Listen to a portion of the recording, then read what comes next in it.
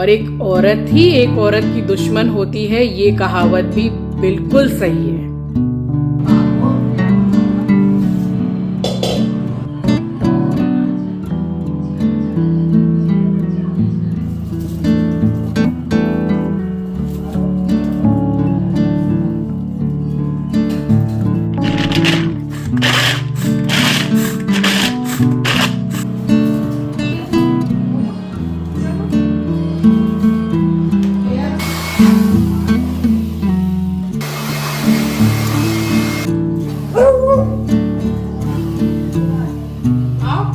Late नहीं करना, जल्दी आएगा। एक बार जिज्ञासा करो, ঘুমোচ্ছে না উঠে আছে? আচ্ছা ঠিক আছে।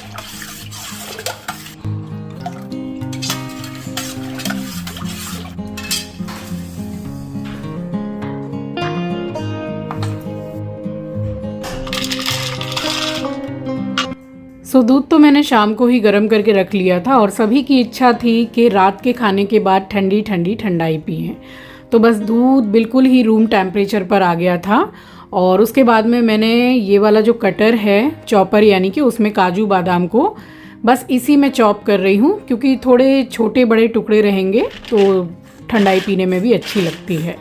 तो इसी में मैंने कर लिया था और दूध को गर्म करने के बाद में जो ठंडा हो गया उसमें मैंने कम से कम 1 से 1.5 गिलास पानी मिलाया है ठंडा, और उसमें मैंने मिलाई है ठंडाई। तो ठंडाई आपको मिल जाएगी शॉप पर जहाँ शरबत वगैरह मिलता है। ये केसर बादाम की ठंडाई है और थोड़ी मैंने इसमें चीनी डाली है, क्योंकि अपने और मम्मी के लिए मैंने नहीं बनाया था। बस जो चीनी के साथ पी सकते हैं, बाकी सारे ही मेंबर्स के लिए मैंने बनाया। और यहाँ कूट ले रही हूँ बर्फ़। तो ये वाला जो कपड़ा है इसको मैंने बर्फ़ कूटने के लिए ही रखा हुआ है। बस बर्फ़ कूटने के बाद में फिर मैंने रेडी की है ठंडी ठंडी ठंडाई। Hello everyone, welcome back to the channel. I hope you all are doing really very well. If you are new to my channel, my name is Rachna. I upload here every day about homemaking and my lifestyle too. If you like such content, then don't forget to subscribe my channel for my upcoming interesting videos. और आज दिन है सोमवार and इस vlog को मैंने just वहीं से स्टार्ट किया है जहाँ से कि मैंने प्रीवियस व्लॉग को एंड किया था, यानी कि सैटरडे की शाम को। और अब मैं आपसे मिल रही हूँ रात को।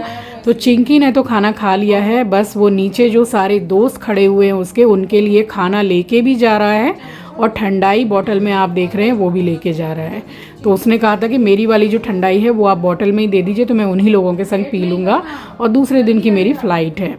बस ये निकल गया था। इसी को मैं बोल रही थी कि ज़्यादा देर रह मत जाना नीचे, क्योंकि जब दोस्त यारों में बैठते हैं ये लोग तो फिर इन लोगों का टाइम कुछ आने का घर में रहता नहीं है, लेट आते हैं फिर। और ये तो दुखी आत्मा है, बहुत दुखी है कि भाई मुझे नहीं ले गया चिंकी। अब जाके मैं फ्री हुई हूँ, ज़रा अपना एडिटिंग का ही काम कर रही थी। सबसे पहले तो आपको टाइम दिखा दूँ मैं, 2:27 हो रहे हैं रात के। और आज पता नहीं नींद भी नहीं आ रही है और दोपहर को मैं सोई भी नहीं हूँ। हो जाता है कभी कभी, नींद नहीं आती है, तब तक आपसे बात करती हूँ, शायद थोड़ी देर बाद नींद आ जाए। तो वो कमेंट कुछ ऐसा आया है कि रचना जी ने छत पूरी इसलिए नहीं दिखाई क्योंकि ये पुराने घर की छत है और इसको लिमिटेड वे में खोला है छत को, इसीलिए पूरा छत खोला भी नहीं है। इस तरीके से कुछ लिखा हुआ है ऐसा ही। तो सबसे पहली बात तो मैं ये बता दूं कि क्या आप जानते हैं कि सेपरेट होने का मतलब क्या होता है? मैं बताती हूँ आपको। सेपरेट होने का मतलब होता है कि कहीं से आप निकल कर आ गए और शादी के बाद आप सेपरेट हो गए, तो सेपरेट का मतलब होता है सेपरेट। एक वीडियो बनाने के लिए मैं पुराने घर जाऊंगी, उसकी छत पे चढ़ूंगी वीडियो बना के और वापस मैं यहाँ आ जाऊंगी। Is it possible? क्या ये पॉसिबल है? तो कुछ इस तरीके के कमेंट ऐसे हैं कि बस उनको पढ़ने के बाद इंसान को सिर्फ हंसी आ सकती है। और बात अगर मैं कमेंट की ही कर रही हूँ, तो जब से मैं नए घर में शिफ्ट हुई हूँ तब से कमेंट तो किस लेवल के आ रहे हैं नेगेटिव, ये आप में से भी बहुत से मेरे यूट्यूब फैमिली के मेंबर्स हैं, आप लोग जानते ही हैं। तो ये जो कमेंट पढ़ने के बाद मुझे ये कहावत बिल्कुल सही लग रही है कि बहुत सही कहावत है कि एक औरत ही एक औरत की दुश्मन होती है। बिल्कुल सही है। एक फीमेल होके, एक औरत होके आप एक दूसरी औरत के बारे में कैसे इस लेवल तक जाके कमेंट कर सकते हैं, जबकि आप उस सामने वाली लेडी को पर्सनली नहीं जानते हैं। तो मुझे आप लोगों को बहुत ज़्यादा समझाने की ज़रूरत तो है नहीं किसी भी कमेंट के लिए, क्योंकि आप लोग खुद ही समझदार हैं, आप लोगों ने भी दुनिया देखी है। तो इस तरीके का कमेंट कौन कर रहा है, ये कमेंट कहाँ से निकल के आ रहे हैं, ये जैसा मुझे पता है वैसा आपको भी पता है। और ये भी बात मुझे कमेंट से ही पता चलती है कि आप सब जानते हैं। मैं आज जो भी हूँ वो आप सबकी वजह से हूँ, आप सबके ही प्यार और सपोर्ट की वजह से हूँ। मैं जो पहले थी वही आज भी हूँ। वेस्टर्न पहनना नहीं पहनना, वेस्टर्न मैं पहले भी पहनती थी कुछ कुछ दिन के गैप में, वेस्टर्न मैं आज भी पहनती हूँ। इंसान के पहनावे से इंसान का नेचर समझ में नहीं आता है, ये मेरी सोच है। अगर कोई ट्राउज़र पहना है या वहीं दूसरी लेडी कोई साड़ी पहनी है, तो साड़ी पहनी हुई लेडी का दिमाग ज़्यादा अच्छा है, वो ज़्यादा अच्छी है, व्यवहार उसका ज़्यादा अच्छा है और वो ज़्यादा मतलब अच्छी इंसान है, ऐसा नहीं होता है। पहनावा जो होता है वो इंसान का चरित्र या नेचर या व्यवहार नहीं डिसाइड करता है। और इंसान कितना जज कर सकता है सामने वाले को, ये मैं मतलब कमेंट पढ़ के मतलब मेरे पास तो इतना मैं सोच नहीं पा रही हूँ कमेंट पढ़ के कि इंसान कैसे सामने वाले के लिए इस तरीके की मतलब इस लेवल पे गिर के कमेंट कर सकता है। और आपको पता है जितने भी कमेंट हैं नेगेटिव वाले, किसी में भी कोई पिक या डीपी नहीं है, क्योंकि वो खुद ही अपना मुंह नहीं दिखा सकते हैं, तो दूसरों को आप जज कर रहे हो। किस लेवल पे गिर के आप लोग कमेंट कर रहे हो, और कमेंट कर कौन रहा है ये मेरे साथ साथ आप सब भी बहुत अच्छे से जानते हैं। ये मैं दोबारा इसीलिए रिपीट कर रही हूँ कि आप लोग वाकई में जानते हैं, मैं तो जानती ही हूँ। तो ठीक है, कमेंट करके अगर किसी के मन को शांति मिलती है, किसी को नेगेटिव दिखा के नेगेटिव कमेंट करके, तो करते रहो भाई, भगवान तुम्हारा भला करे। करो, खूब करो, मैं तो कहती हूँ। अगर एक दिन में 10 नेगेटिव कमेंट करते हो तो उसको बढ़ा के 100 कर दो, फ़र्क कुछ भी नहीं पड़ने वाला है। नेगेटिव कमेंट करने से सामने वाले को आप सबकी नज़र में नेगेटिव पर्सन बना दोगे, ऐसा कहीं नहीं लिखा हुआ है। मैंने भी दुनिया देखी है। किसी को अगर आप सामने वाले को पर्सनल लेवल पर अगर नहीं जानते हैं तो उसका मजाक मत उड़ाइए, उसको बुरा मत बोलिए।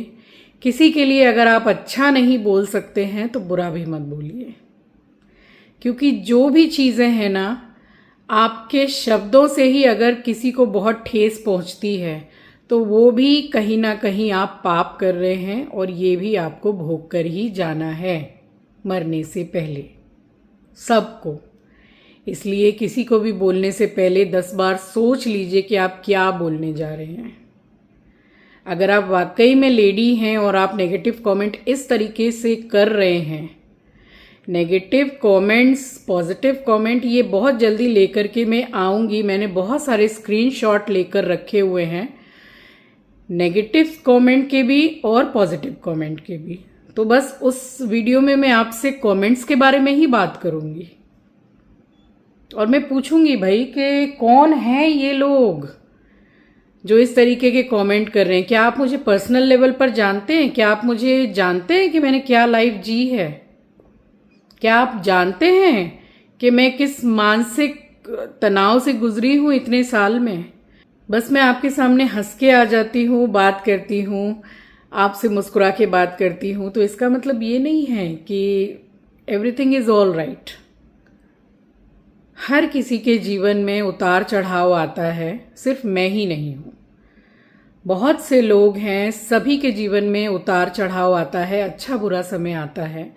तो इसका मतलब ये नहीं है कि आप उसका मजाक उड़ाएं, क्योंकि ये भी कहावत बहुत सही है। मेरे ही कमेंट में आता है कि मैडम आप नेगेटिव कमेंट की तरफ बिल्कुल ध्यान मत दीजिए, कुछ तो लोग कहेंगे, लोगों का काम है कहना। तो ठीक है बिल्कुल सही है ये। और एक औरत ही एक औरत की दुश्मन होती है, ये कहावत भी बिल्कुल सही है। चलिए, फिर अब बातें तो बहुत सारी हैं, खैर जाने देती हूँ इन बातों को अभी। और बहुत जल्द कमेंट में से बहुत सारे कमेंट मैंने निकाल के रखे हैं, उस विषय में आपसे बात करूँगी। चलिए, आपसे बात करते करते अब थोड़ी ही देर में 3 बज जाएंगे और फिर सुबह उठना भी है जल्दी। फिर मिलूंगी आपसे सुबह। चलिए, गुड नाइट।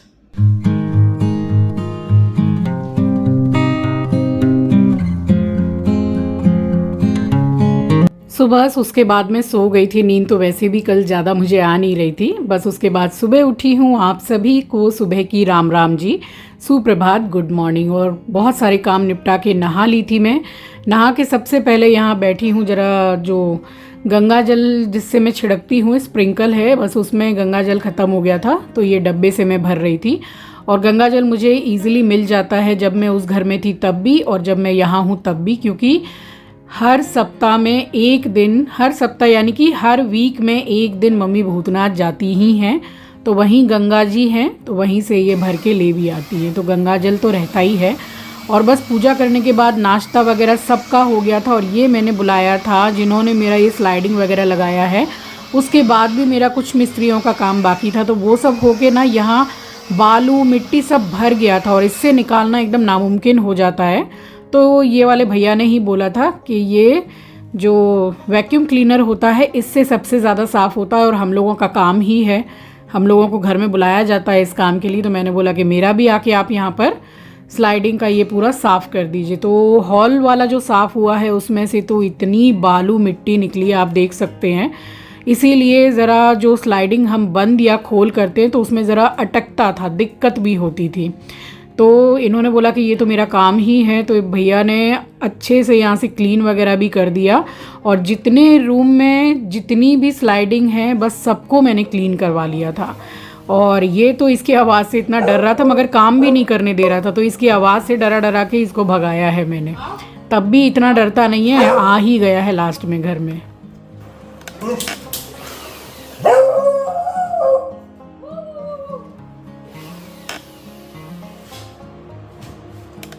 और इस कुर्ती को मैंने सिर्फ एक ही बार पहना था, नई है, तो इसको तो मैंने हाथ से धो के सुखा दिया। फिलहाल इसमें रंग तो अच्छा खासा निकला। चिंकी, सर्फ का डिब्बा दे। हाँ।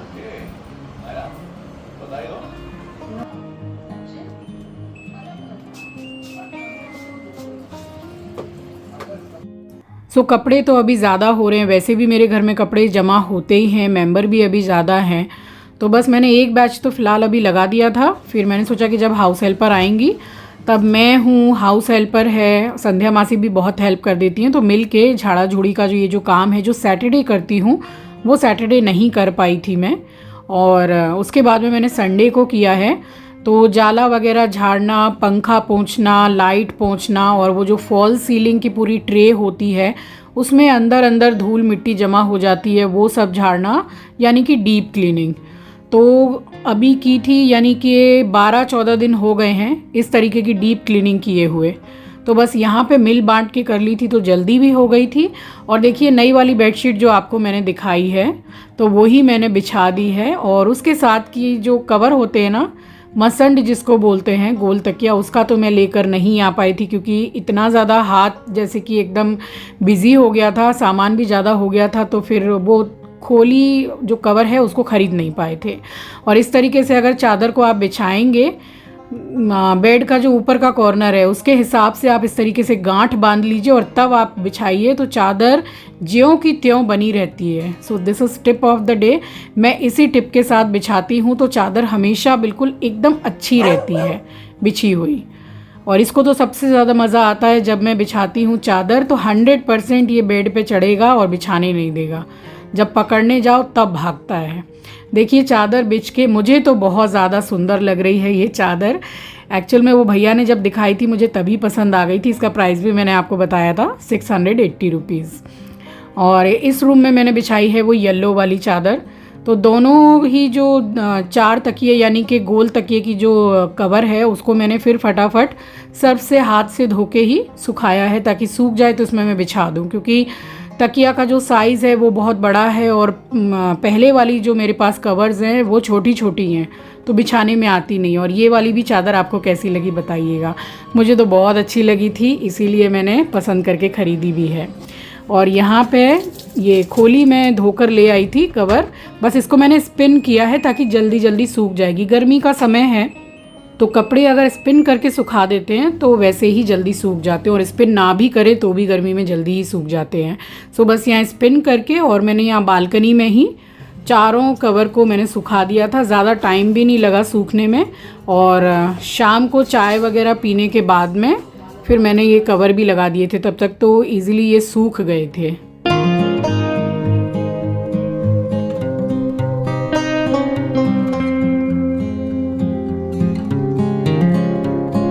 सो 10 से 12 या फिर 15 दिन में, या फिर ये कह लीजिए कि महीने में 2 बार भी अगर इस तरीके से डीप क्लीनिंग हो जाती है तो घर बहुत साफ़ सुथरा बना रहता है।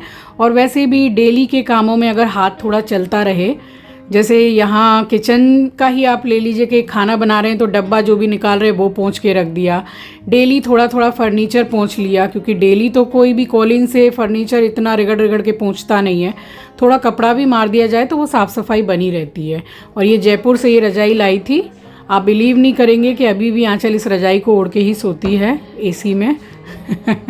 अगर गर्मी में भी थोड़ी बारिश हो जाती है तो आंचल तब भी मुंह से ओढ़ के पूरा चादर सोती है, उसको ठंड ज़्यादा लगती है। तो कि सबके शरीर का अलग अलग नेचर है अपना।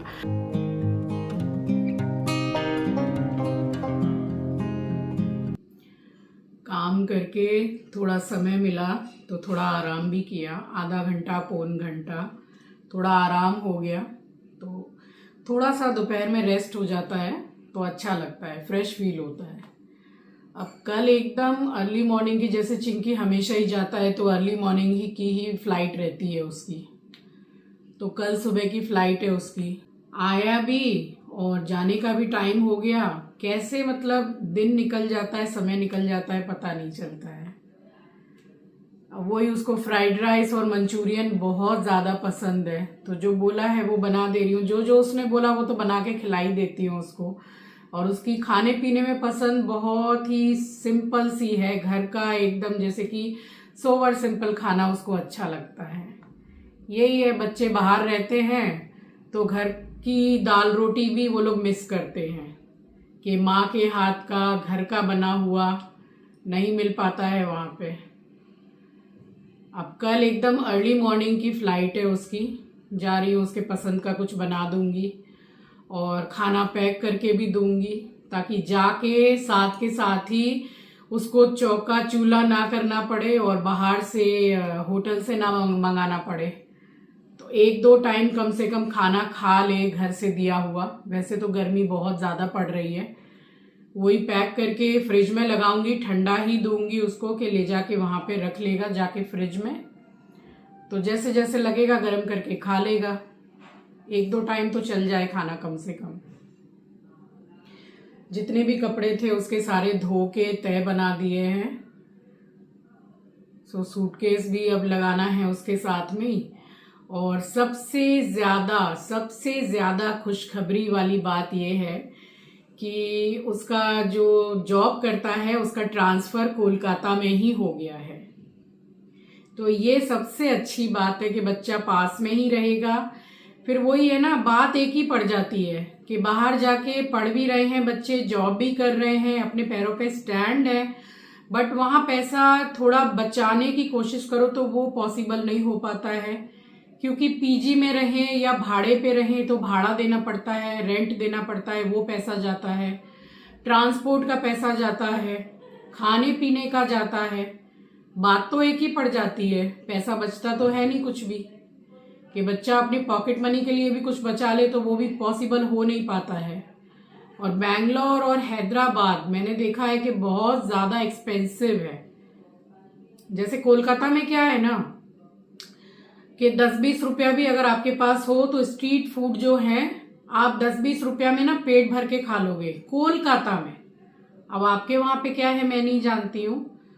तो जैसे 20 रुपया भी अगर है तो यहाँ घुगनी पावरोटी मिलती है, उसमें भी आदमी पेट भर लेता है। आलू दम मूढ़ी मिल जाती है, उसमें भी आदमी पेट भर लेता है। 20 रुपए में 5-6 कचौड़ी सब्जी मिल जाती है, उसमें भी आदमी पेट भर लेता है। तो कोलकाता में है थोड़ा सस्ता, मगर हैदराबाद और बेंगलोर बहुत महंगा है, बहुत महंगा। तो वही है कि इस चीज की सबसे ज्यादा खुशी है और एक मन में सेटिस्फेक्शन है कि उसका ट्रांसफर यहाँ कोलकाता में ही हो गया। अब अपने ही घर में रहेगा तो कोई ट्रांसपोर्ट का उसका इतना लगेगा नहीं, उसकी खुद की स्कूटी है, खुद का घर है, रेंट देना नहीं है, खाना पीना घर में बनेगा ही। तो अपने घर में बच्चा रहे तो ही सही है, यही सबसे अच्छा है। सो जा रही हूँ, उसके पसंद का कुछ बना दूं और उसको टिफिन वगैरह भी दूंगी। सुबह तो निकल जाएगा क्योंकि सुबह की ही फ्लाइट है उसकी, अर्ली मॉर्निंग की। वही शायद 5-5:15 वाली फ्लाइट है, तो 3-3:30 में निकलना होता है एयरपोर्ट के लिए। जब भी जाता है तभी इसी टाइम की ही फ्लाइट रहती है, बिल्कुल अर्ली मॉर्निंग की। जा रही हूँ, बना लूँ नहीं तो फिर टाइम हो जाएगा, फिर सूटकेस वगैरह भी पैक करना है। इसके भी कवर जो धो के सुखाए वो भी शायद सूख गए होंगे। बेडशीट खरीदी मगर इनके साथ के जो कवर रहते हैं, ये वाले मसंड जो रहते हैं गोल तकिया, इनके ले नहीं पाए क्योंकि हाथ में इतना सामान हो गया था कि रुक के फिर खरीद नहीं पाए। तो अभी तो मैंने फिलहाल धो के सुखा दिए, वही बिछा दूंगी। अब 2-4 दिन में टाइम मिलेगा तब जाके लेकर आऊंगी। सो चिंकी की जो इच्छा थी तो बस वो मैं यहाँ खाना बनाने की तैयारी करने लग गई थी। तो मैंने सोचा सभी के लिए बढ़ा के बना लेती हूँ तो सभी खा लेंगे। तो यहाँ स्टार्ट हो गया था मेरा फिर से खाना बनाने वाला अभियान। सो चलिए इसी के साथ आ गई हूँ इस वीडियो के एंड पर। मिलूंगी आपसे नेक्स्ट वीडियो में। नए हैं तो सब्सक्राइब कर लीजिएगा, शेयर करना मत भूलिएगा। अपना ख्याल रखिए, अपनों का ख्याल रखिए। Thanks for watching guys, love you, take care, bye bye.